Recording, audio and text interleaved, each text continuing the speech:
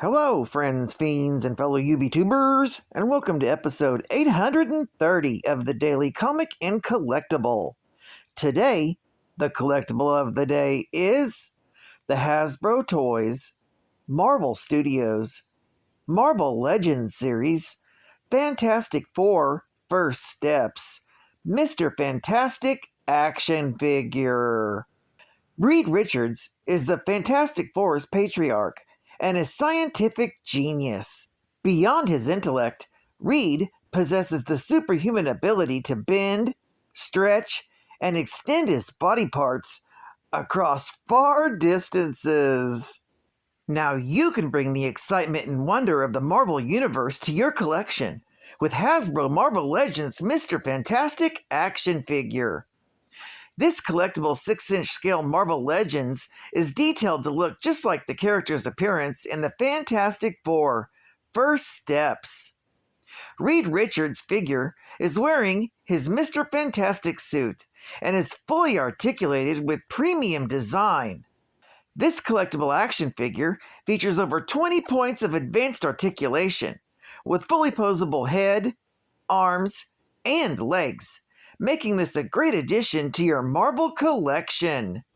This 6-inch action figure comes with 4 accessories, including an alternate set of regular hands and 1 set of extra long stretched arms and hands. And now you can collect your own first family with Marvel's The Thing, Human Torch, Johnny Storm, Marvel's Invisible Woman, and Silver Surfer Fantastic Four action figures. This 1/12 scale Marvel Legends action figure comes in a full window display box and was released in 2025 by Hasbro Toys.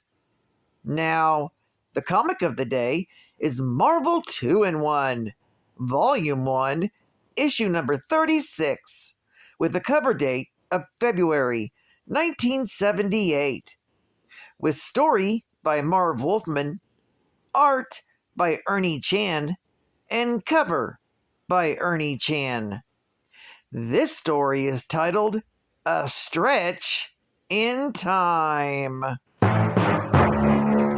The story opens with Ben, Skull the Slayer, Ann Reynolds, Jeff Turner, and Raymond Corey having to fight off and flee from a pack of Brontosaurus.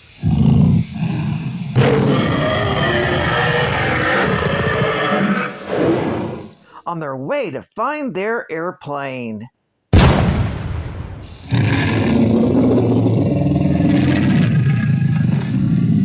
After finally locating the craft, they find it flight-worthy, but with only enough fuel to get to where Ben's ruined jet is. However, the fugitives are spotted by the Jaguar Priest. He and his followers go after them, riding on their pterodactyls. And they use the plane to escape through the vortex and back out of the Bermuda Triangle. When Ben and the others arrive back at Cape Canaveral, they find Mr. Fantastic waiting there for them, having come when Ben didn't return from his flight. When the Jaguar Priest and his followers arrive, Reed helps to battle them. And when Anne is captured by the Jaguar Priest himself, it's Ben that comes to her rescue. However, in doing so, the Jaguar Priest is knocked from his pterodactyl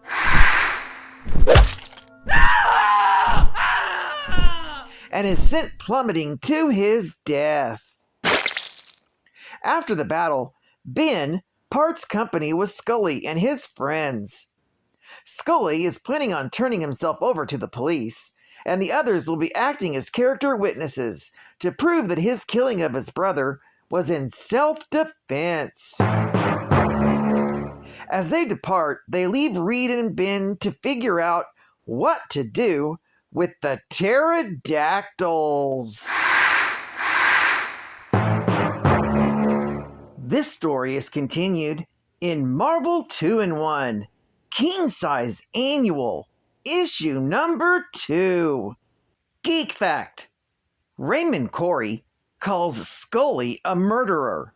This is because Jim was originally accused of murdering his brother.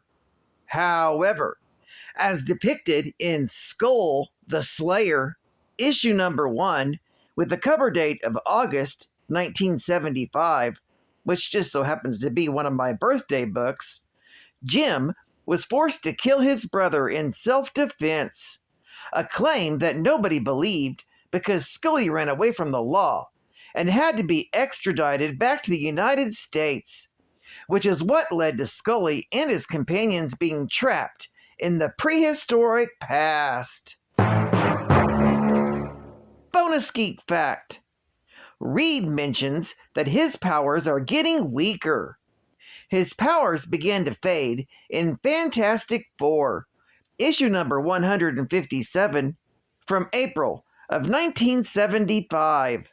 This is the first time he admits to this weakness to Ben. Eventually, Reed completely loses his powers in Fantastic Four, issue number 178, from January of 1977. But they're later restored to their peak in Fantastic Four, issue number 199, from October of 1978. Advertising ad fact. Broadcast and receive messages up to a quarter mile. With the new space age, solid state, electronic walkie-talkie. Wow! A transistorized receiver transmitter. What? Send and receive voice messages. Oh my gosh! And send and receive Morse code signals. Oh my God. Imagine the fun and excitement of having your own two-way communication system for exchange voice messages or Morse code signals when camping, hiking, fishing, or right in your own neighborhood. Just push call button to talk or beep Morse code messages. Release to pick up incoming calls from the other unit. Includes a 6-section telescoping antenna. Morse code chart is printed on the case for easy reference. Each unit uses a replaceable 9-volt battery. Only $12.95 for the pair, and no license required. Get yours now with the coupon below, with a full money-back guarantee. Woo! Only from Electronics International. Sometimes you wanna go where a channel on YouTube knows your name. And Captain's always glad you came. You wanna go where people know comics are never lame. You wanna go where chat rooms know your name. Buying comics in the world today takes everything you got. A comic book break from all your worries sure would help a lot. Wouldn't you like to get away? All those nights when money was tight just to buy your grail. Then your best friend had to sell it just to post your bail. And the replacement was lost in the mail. Thank God there's one place in the world where good old Captain knows your name. And he's always glad you came. You wanna be where geek facts are free, and the chat is always laughing. And now for the final geek fact from me.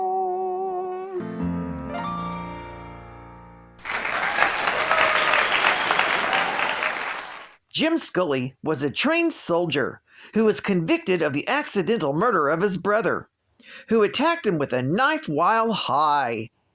The chartered plane transporting him and several others was caught in a time-space warp over the Bermuda Triangle and ended up crashing in an unknown location which appeared to incorporate elements from various points in Earth's history, centered around the mysterious Tower of Time, as well as artifacts left by alien races, including the Power Belt.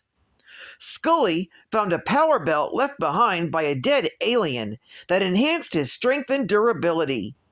The belt also had preservative effects on his body's metabolism. On one occasion, Scully was able to funnel energy into an explosive force. The full capabilities of the belt are unknown. Scully served in Dr. Druid's team of occult investigators, the Shock Troop, alongside Shadow Man and the Living Mummy. He was attempting to find a way to remove the power belt, which had recently been damaged and had altered his appearance.